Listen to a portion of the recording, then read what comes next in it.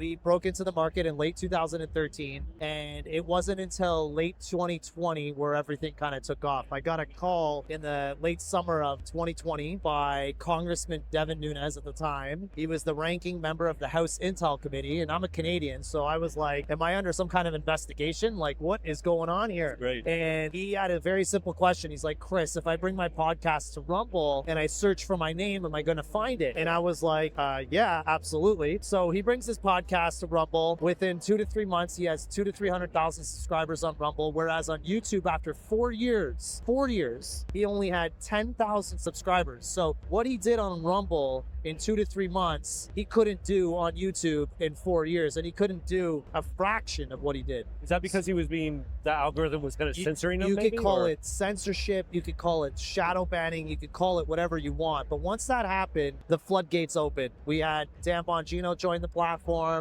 and then countless other people like Don Jr. joined the platform. And then eventually by 2021 of the summer, we had President Trump join Rumble. We were the only platform in the entire world that was hosting Trump in his rallies and allowing him to exercise his right to speech. It wasn't political in 2013. If we had politics in 2013, it was cats and dogs.